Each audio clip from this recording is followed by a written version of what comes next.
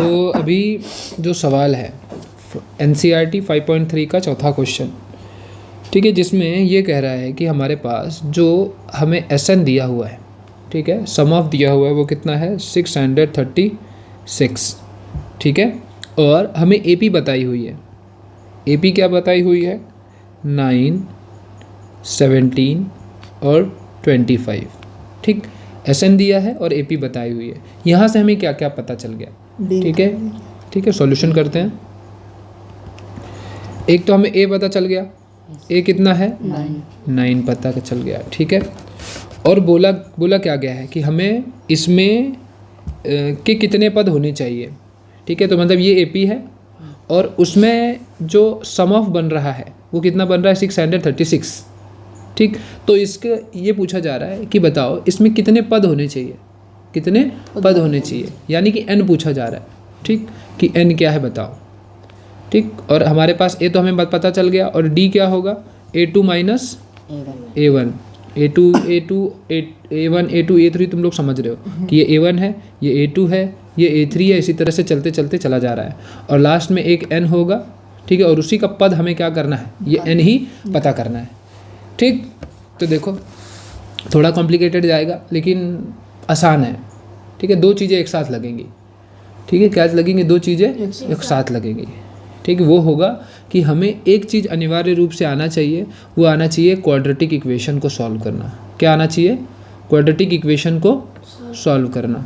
Quadratic equation द्विभाज्य समीकरण, ठीक है, द्विभाग समीकरण, ओके, वो आना चाहिए, ठीक है। ये ज़रूरी है इसे सॉल्व करने के लिए, उसी से सॉल्व हो पाएगा हमारा, ओके। तो सॉल्व करते हैं। सबसे पहले हम क्या लगाएंगे, SN का फॉर्मूला लगाएंगे। क्या है SN का फॉर्मूला, SN का फॉर्मूला क्या होता है n divide by 2 2a plus n minus 1 d, ये फॉर्मूला है हमारे पास, ठीक है। SN की वैल्यू हमारे पास दी हुई है, वो कितनी है 636, n हमें नहीं पता है, उसी तरह से हम रखेंगे, ठीक है।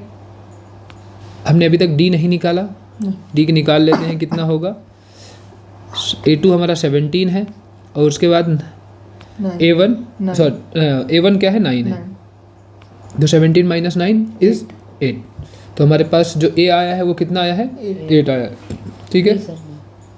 सॉरी D कितना आया है 8 आया है, तो A क्या है 9 है, उसे पुट करते हैं, ठीक है। N अगेन नहीं पता है, उसी तरह से रखेंगे, और D हमारे पास क्या आया है 8 आया है, ठीक है।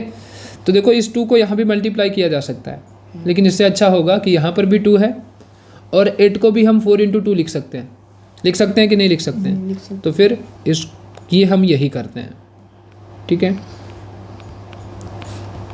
तो इसको मैं लिख देता हूँ 2 इंटू 4, ठीक। इसका 2 और ये 2 हम क्या कर लेते हैं, बाहर निकाल लेते हैं, दोनों दो है, ये एक पद है, ये एक पद है, तो इसमें से 2 हम क्या निकाल सकते हैं, बाहर निकाल सकते हैं, ठीक है। तो 2 मैंने बाहर निकाला, ठीक। अंदर क्या बचा है 9 और n माइनस 1 2, सॉरी नहीं 2 नहीं 4, ठीक है। 2 से 2 कैंसिल, ओके। अंदर क्या बचा हुआ है हमारे पास 9 plus n minus 1 n 9 plus, अब इसमें इसके साथ मल्टीप्लाई कर देते हैं, तो ये हो जाएगा 4n माइनस 4, अब 4 प्लस माइनस 4 इधर है और प्लस 9 यहाँ पर है, तो ये दोनों ऐड हो जाएंगे, ठीक है। तो ये कितना हो जाएगा n 5 बचेगा, 9 माइनस 4 इज 5 और प्लस 4n, ठीक है। अब n को मल्टीप्लाई कर दो 5n, तो ये हो जाएगा 5n प्लस 4n स्क्वायर, और इधर 636 ऑलरेडी है, ठीक। इसको भी हम वहाँ ले जाते हैं, इसको भी हम वहाँ ले जाते हैं, ठीक है। अब इसको हम लिखते हैं, हमारे पास क्या हो जाएगा, हमारे पास हो जाएगा 4n स्क्वायर, ठीक है, प्लस 5n, ठीक, माइनस 636, ठीक है। इस इधर कुछ नहीं बचा तो 0 है, इसको बस मैं क्या लिखता हूँ इस साइड। अब हमारे पास देखो एक क्वाड्रेटिक इक्वेशन मतलब द्विभाग समीकरण बन गया है, ठीक। तो अभी इसको सॉल्व करने के लिए इसका सॉल्व करने का क्या तरीका है कि हम अब इसे अगर हम कंपेयर करें, क्या करें, कंपेयर करें किससे, द्विभाग समीकरण का जो इक्वेशन होता है वो क्या होता है ax स्क्वायर, ठीक है, प्लस bx और plus c, is equal to 0। ठीक, तो इसमें से ए क्या है 4 है, बी क्या है 5 है और सी क्या है -636 है। ठीक, तो अब हमारे पास हमें क्या करना होता है, a इंटू सी करना होता है। ठीक, अब a इंटू सी करेंगे तो a क्या है 4, ठीक है, और c क्या है हमारे पास -636। इसको जब आप मल्टीप्लाई करोगे तो क्या आएगा, 4 6 ज़ा 24 कैरी 2, ठीक है, 4 3 ज़ा 12, 12 प्लस 2 14 कैरी 1, ठीक है, 4 6 ज़ा 24 प्लस 1 25 -25। ठीक है, तो हमारे पास ये आया हुआ है। तो अब हमें क्या चाहिए, हमें 2 फैक्टर्स चाहिए। क्या चाहिए, 2 फैक्टर्स चाहिए, जिसका मल्टीप्लिकेशन करने के बाद 2544 आए और जिनका प्लस करने के बाद, क्या करने के बाद, प्लस या माइनस करने के बाद हमें 5n मिले। क्या मिले, 5n मिले, प्लस 5n। तो इसका तरीका क्या होगा, कौन से होंगे फैक्टर्स, 53, ठीक है, प्लस 53 और -48। ठीक है, 53 और 48, मैं पहले 1 मिनट ये वाला कंडीशन सेटल करते हैं।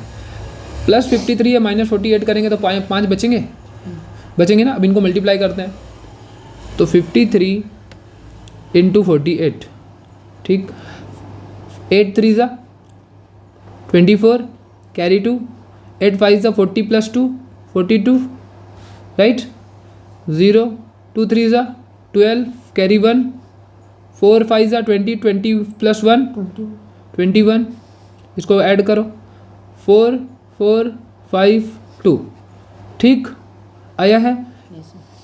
मैंने देखो एक प्लस है एक माइनस में है, तो टोटल वैल्यू क्या आने वाली है, माइनस। तो दोनों कंडीशन सेटल हो गई, ये कंडीशन भी सेटल हो गई और ये कंडीशन भी सेटल हो गई।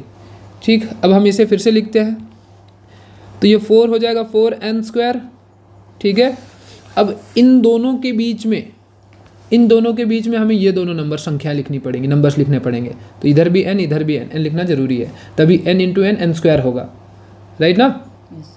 तो अब देखो 4n² प्लस, सॉरी माइनस लेते हैं, -48n, ठीक है, प्लस 53, ठीक है, -636 इज इक्वल टू 0। क्या हुआ, 53 में n। हाँ n। अब इनमें कॉमन क्या है, 4 कॉमन है, 4 कॉमन है ना, 4 कॉमन, 4n कॉमन है, n भी तो है, इसमें भी है ना, इसमें भी, तो 4n कॉमन है। अंदर क्या बचा n और 12 4 ज़ा 48, तो 4 अगर चले गए, इसको हम क्या लिखेंगे, 4 इंटू 12 लिखेंगे।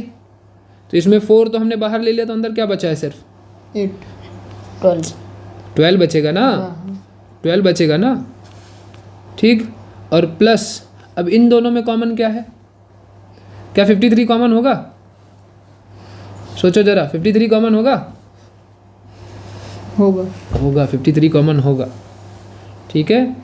जरा फिर करके भी दिखा देता हूँ, इधर देखो 53 इंटू 12 कितना होगा,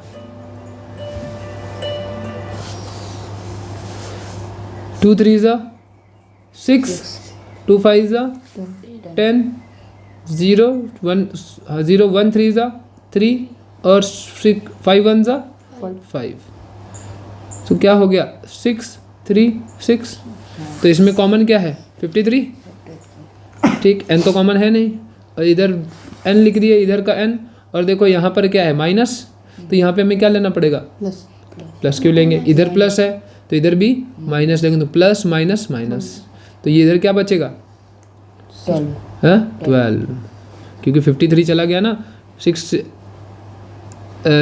636 को अभी क्या लिखने वाले हम, 53 इंटू 6, तो उसमें से 53 हमने कॉमन ले लिया, और अंदर, सॉरी ये 6 नहीं 12, तो अंदर क्या बचा है, 12, ठीक है, और इज इक्वल टू 0। अब हमारे पास लास्ट में ये कॉमन है, तो ये हो जाएगा n-12, ठीक, और दूसरा जो अंदर बचा हुआ है 4n plus 53 is equal to 0। ठीक, अब इसके दो भाग बन जाएंगे, एक हो जाएगा n-12 इज इक्वल टू 0, दूसरा हो जाएगा 4n + 53 इज इक्वल टू 0, ठीक है। तो n इज इक्वल टू 12 और दूसरा हो जाएगा 4n इज इक्वल टू -53, तो n इज इक्वल टू -53/4, जो कि पॉसिबल नहीं है, नॉट पॉसिबल। क्यों नॉट पॉसिबल? क्योंकि n कभी भी नेगेटिव में नहीं हो सकता, फ्रैक्शन नहीं हो सकता। पद हमेशा एक नेचुरल नंबर होगा। पद क्या होगा? हमेशा एक नेचुरल नंबर ही होगा, ठीक। तो ये क्या हो गया? n इज इक्वल टू 12, ठीक है, हमने निकाल दिया। तो यही हमारा क्या होगा? n इज इक्वल टू 12, यही हमारा आंसर है। क्लियर? ओके।